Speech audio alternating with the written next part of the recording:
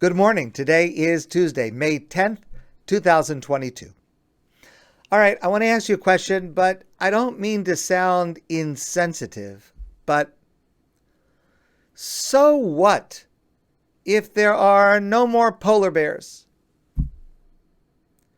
Now, clearly, polar bears are endangered. The numbers of polar bears are plummeting. Clearly, as a result of our causing global warming. Now, I realize Canadians in particular have an affinity for polar bears. They're very cute. From a distance, I understand. It's a cultural icon here. Okay. But really, if they disappear, so what? What's the big deal? So the answer is it would be a very, very big deal. For several reasons, it would be disastrous. But there is one of those reasons that has its source in our Torah portion this week. And I'd like to share that with you, the Parsha of Emor. In our Parsha this week, we have a mitzvah, kind of an unusual mitzvah, that goes like this. V'shor oseh, concerning a cow or a sheep, really any kosher domesticated animal, oso ve'es beno, lo sishchatu b'yom echad. You're not allowed on the same day to shecht, to slaughter the parent and the child. Now, it's a little hard to understand this mitzvah because, and by the way, this is a relevant, applicable mitzvah to us today that has to be carefully watched.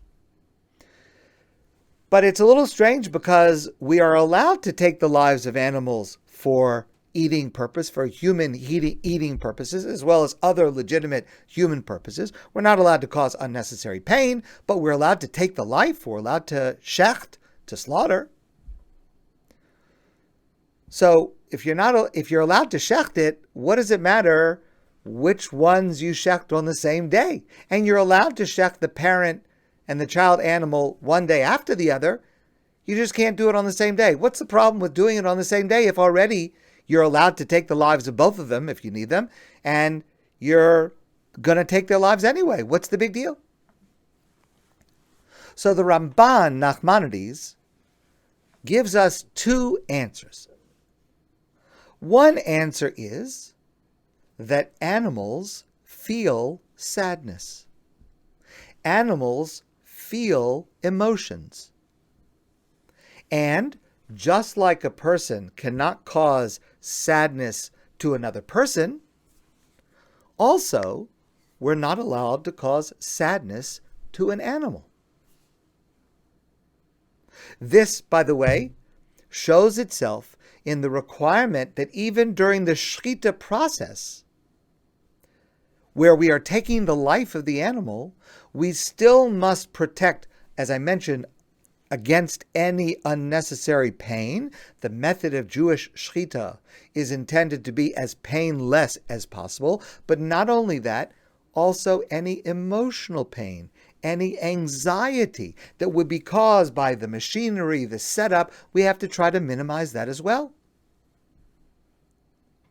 And the Ramban says, if you were allowed to shecht both the parent and the child on the same day, it might happen that it would take place one in front of the other. And for a parent or a child to see its parent or child being killed in front of their eyes would cause a deep level of pain. Certainly, seeing any one of its species being killed would cause trauma. But this is even greater, a parent or a child.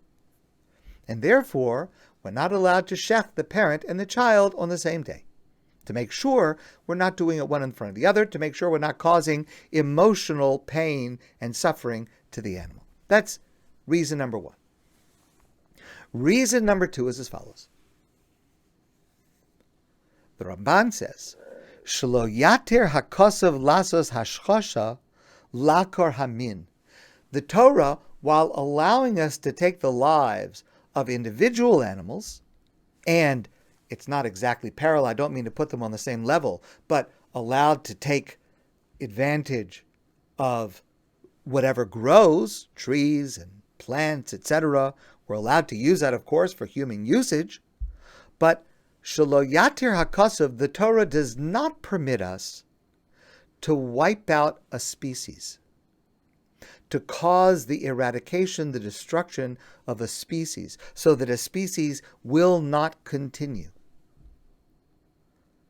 So in other words, according to the second answer, we're allowed to take the life of an individual animal, but only without upsetting the balance of nature, of disturbing the ongoing line of a species, or in this case, the line of this animal. If you take the life of the parent and the child at the same time, that means that that line of animals will be wiped out.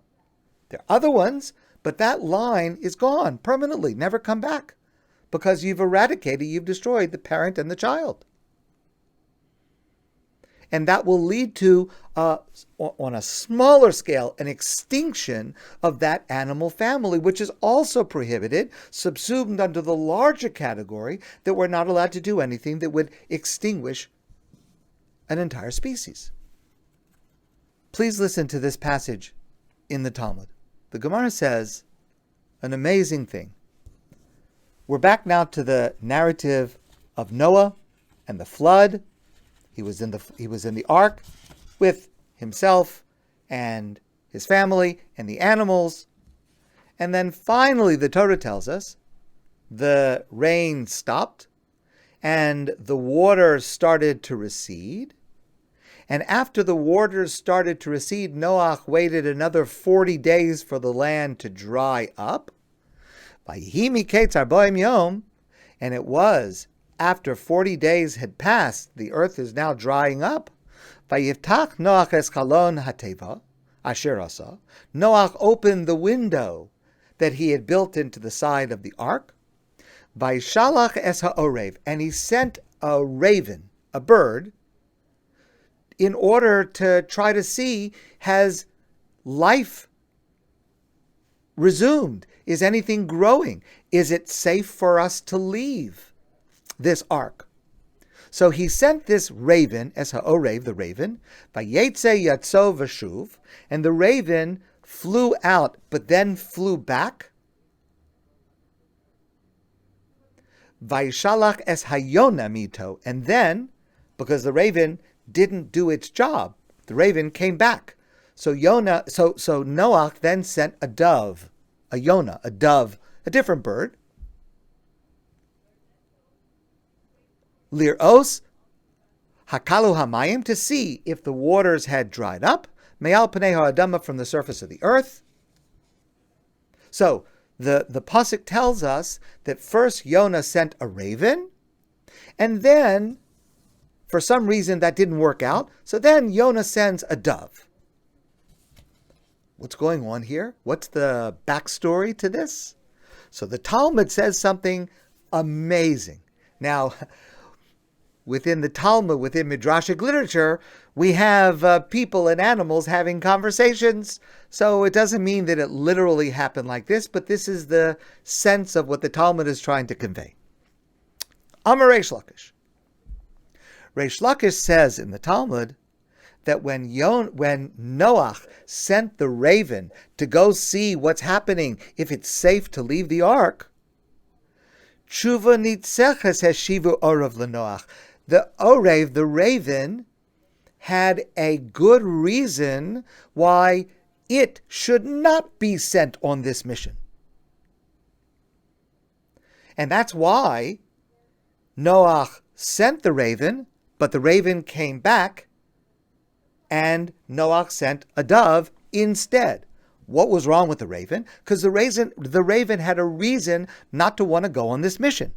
The raven said, Amarlo, the raven said to Noah, Rabcha sonesi, your master, meaning God, Noach's master, hates me. The raven says, hates me.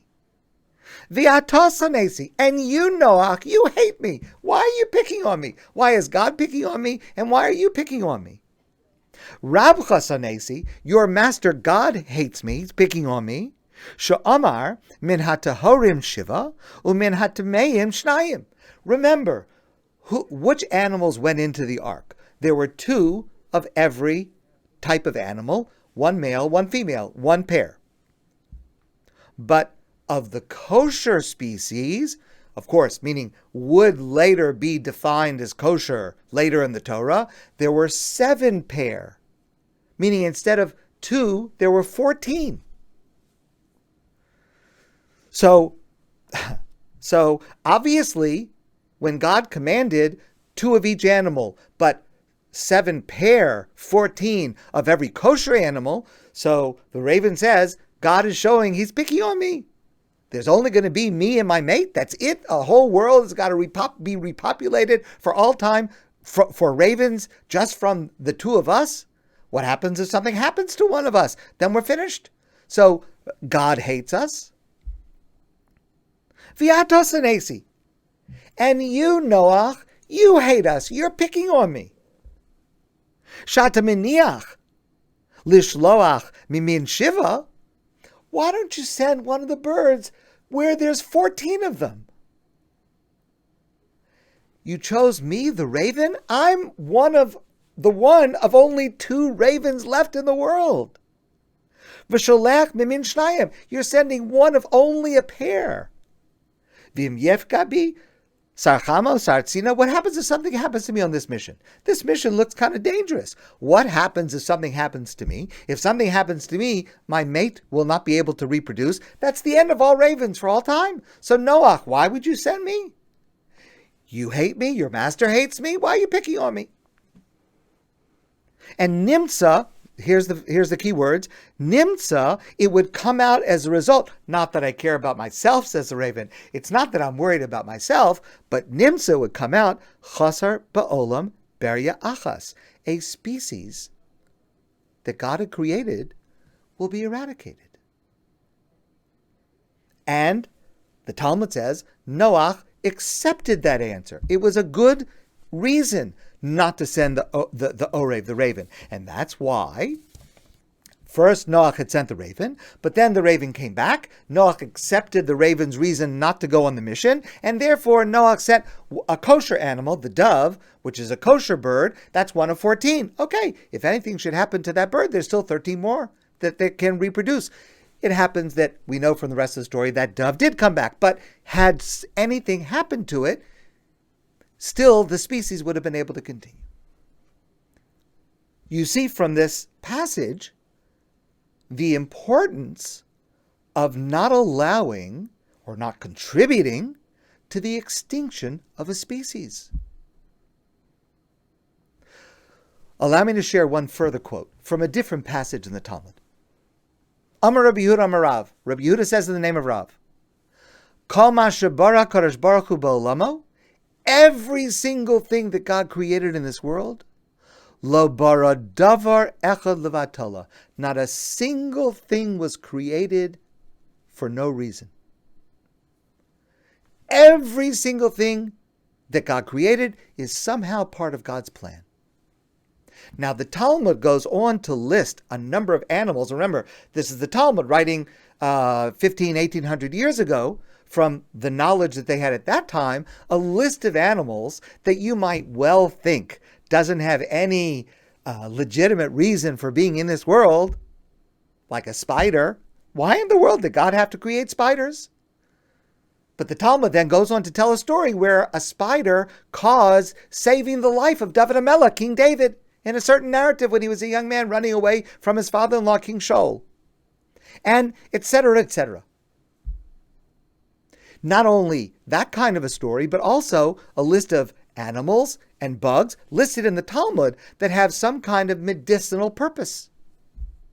So there's nothing in the world created for no purpose, which is why we've got to be careful not to allow for the extinction of anything, because it's there for a reason. If Hashem created it, it's there for a reason. And that means every person, obviously, every animal, obviously, every bird, every insect, every tree, every plant, every every piece of biological material, every bacteria, every virus, everything in this world is created for some purpose. Let me share a contemporary example of this.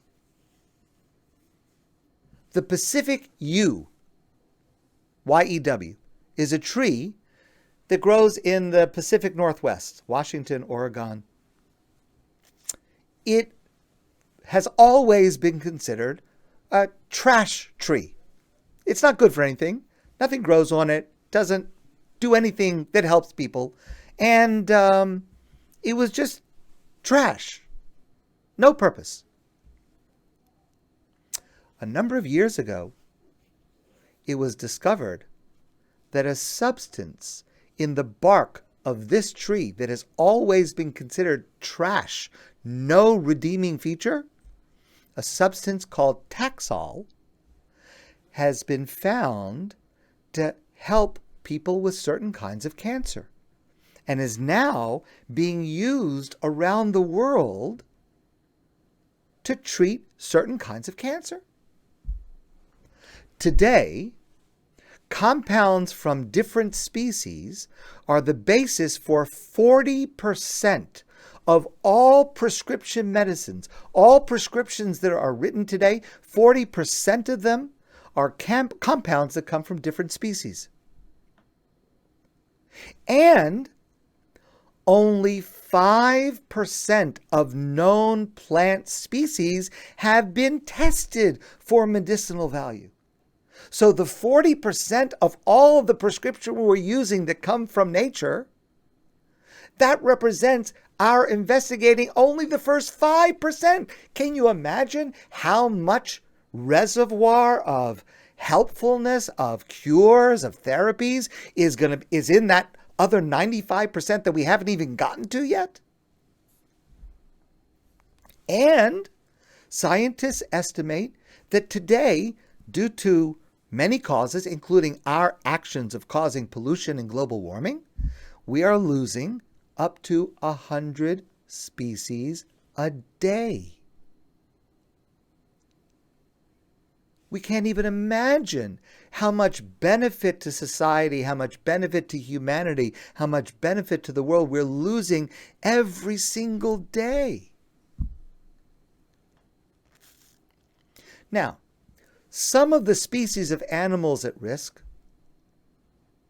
are cute, and more people are interested in saving them, like polar bears. Some of them are not. Some of them are kind of ugly or frightening, like snakes and spiders and viruses and bacteria. We may think that we wouldn't miss them if they were gone. But the Torah is teaching us in our Torah portion, with this mitzvah of Oso Vespano, that we must take action to protect any species at risk. Every species at risk. To lose a species would be a disaster for us. Because every single thing in this world is here for a reason. And the reason ultimately is for our benefit. My friends, I want to wish you a great day. And I look forward to seeing all of you soon in person.